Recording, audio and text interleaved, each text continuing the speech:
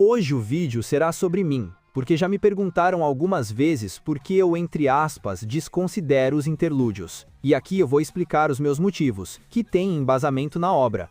Mas antes de entrarmos na polêmica, deixa o like, se inscreva no canal e venha fazer parte da nossa tábua redonda. Sua presença é mais que bem-vinda. E se caso já apareceu para você aí, hypa esse vídeo pelo bem de Avalon Le Fay. Agora vem comigo, porque o vídeo hoje vai ser polêmico.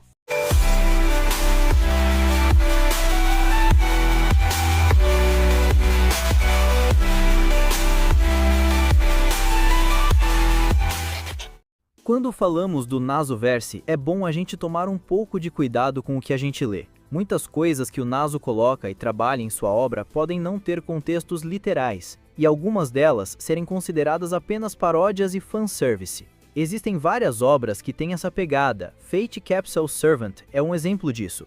Essas paródias e piadas do autor, por incrível que pareça, são realmente levadas a sério por alguns. Eu sempre fui de avaliar contextos das coisas e quem me acompanha aqui no canal sabe bem da quantidade de vezes que eu repito essa palavra. Tudo para deixar claro que eu estou levando em consideração as regras gramaticais do texto ou trecho que eu estou avaliando.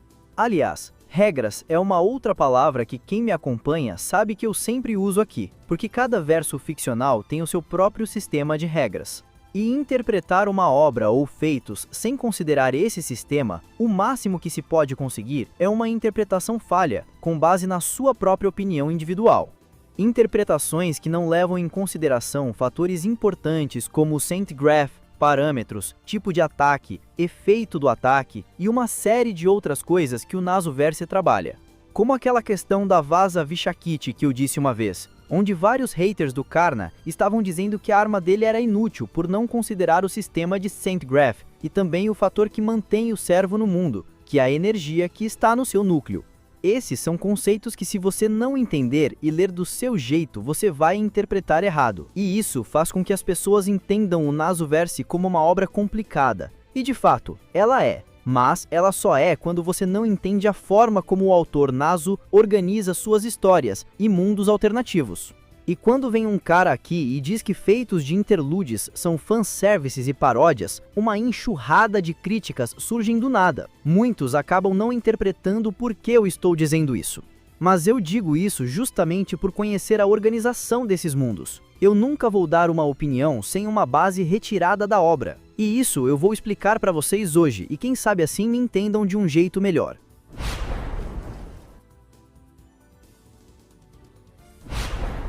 Primeiro de tudo, já apareceu alguns comentários aqui no canal me perguntando o que é o Nasoverse. Quem é veterano já sabe bem o que é isso, mas se você é novo por aqui, o que a gente chama de Nasoverse é o conjunto todo das obras, escritas pelo autor Kinoko Naso. É isso que a gente chama de Nasoverse.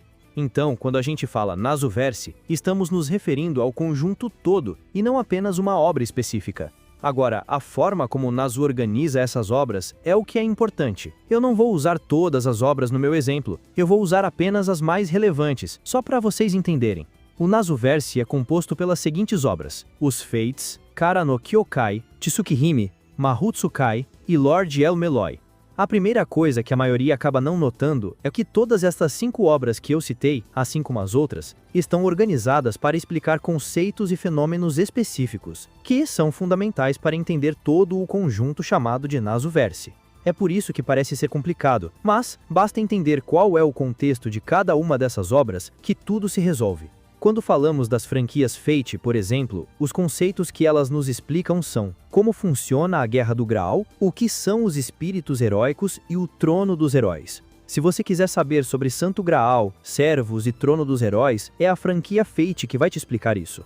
Já o mundo de Tsukihime vai nos explicar sobre os verdadeiros ancestrais e apóstolos mortos, os vampiros do Nasoverse. Tsukihime é o que você deve ler caso queira saber sobre isso, porque esse é o propósito deste mundo, trabalhar os conceitos de Gaia, dando pitacos até mesmo sobre as texturas da Terra. O mundo de Kara no Kyokai é o mundo que vai nos explicar coisas mais abstratas, como fantasmas, olhos místicos e principalmente a raiz. Esse é o foco deste mundo, nos explicar essas coisas de uma forma mais ampla. Agora, para entender bem a magia, o mundo que vai nos explicar de uma forma mais ampla é Mahutsukai, onde existe a personagem Aoko e diversas explicações sobre magia. É nisso que esse mundo é focado. Mas, se o seu foco é saber sobre mistério, Magecraft e até olhos místicos também, então Lord El-Melloi é o mundo que você deve conhecer, pois é nele que é explicado todo o conteúdo dessas coisas.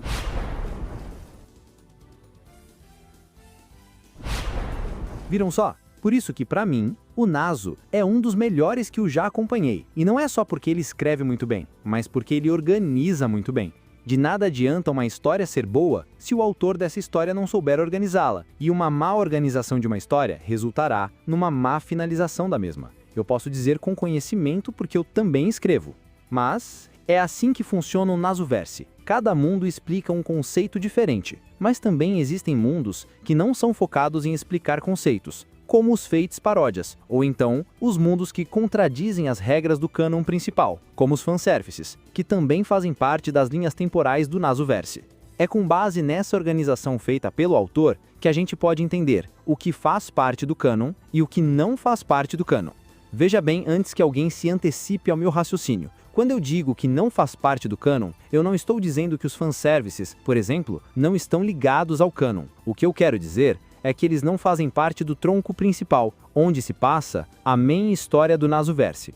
Isso é diferente de algumas pessoas que pegam Fate Zero, por exemplo, e falam que não faz parte da main história, sendo que Fate Zero é considerado pelo próprio autor como prequela das Rotas Fate. Ou seja, nesse caso, estão descartando Fate Zero, que faz parte da main história do verso.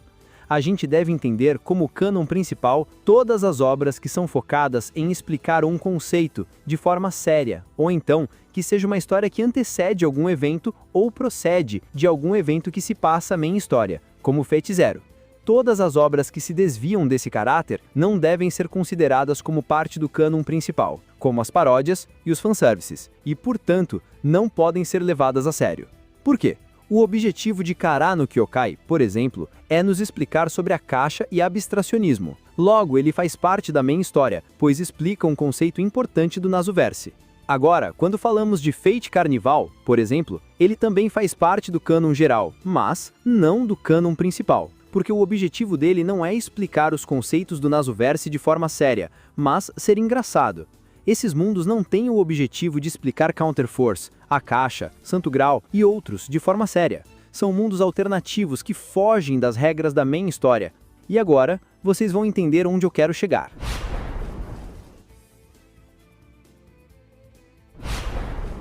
Em Fate Grand Order, também existe o cânon principal, que no caso são as singularidades, subsingularidades, singularidades alternativas, Lost Belts e Ordeal Call. Esse é o cânone principal.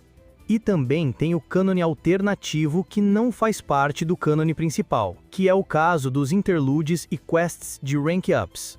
Agora, por que eles não devem ser considerados cânones? Porque, diferente do cânone principal, cujo objetivo é restaurar a história humana, explicando conceitos de linhas temporais, de ordem humana e seres cósmicos, os interludes e quests de rank-ups são historinhas contadas sobre os personagens para a atualização de suas habilidades. Esse é o único objetivo dos interludes. É por isso que eles têm caráter de fanservice e até paródias em seus conteúdos. Sim, paródias literalmente. Neles a gente vai ver servos lutando contra galinhas, por exemplo. E sabe qual é o pior? É que foi espalhado que esses servos perderam para essas galinhas porque elas eram multiversais. Mas eu fui ler o interlúdio e nada disso foi dito. Na verdade, Rômulus e Boudica derrotaram cerca de 99 galinhas em uma região subterrânea. E sabe quantas vezes a palavra galinha multiversal aparece no interlúdio? Adivinha? 0.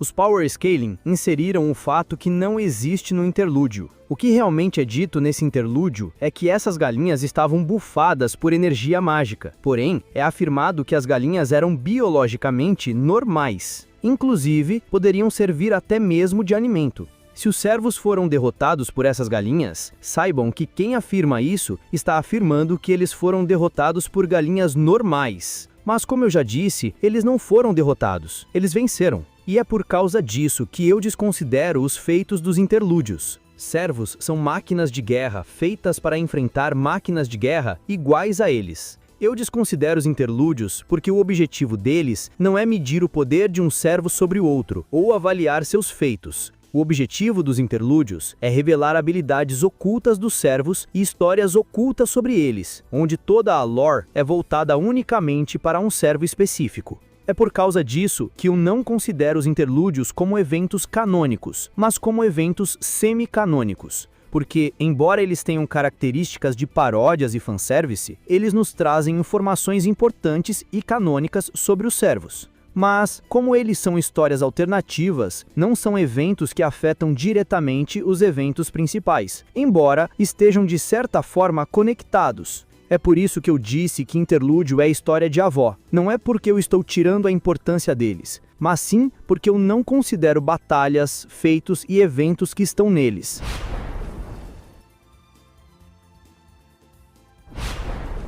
Concluindo, eu considero as informações que eles trazem sobre os servos, como eu fiz no vídeo da Medb, usando o seu interlúdio como fonte. Então, que fique claro como eu trato os interlúdios. Para mim, eles são semi-canônicos e não canônicos. Usar as batalhas desses interlúdios para medir poder de personagem ou feitos, como fazem os Power Scaling, é ignorar que esse não é o objetivo dos interlúdios. O objetivo deles é atualizar informações e otimizar as habilidades dos servos, pois para quem escreveu o roteiro deles, pouco importa quem vence, pouco importa como são as batalhas. O que importa é que os interlúdios cumpram a sua função no jogo, atualizar os servos. Eu sou o Lupin e é por isso que eu desconsidero os interlúdios.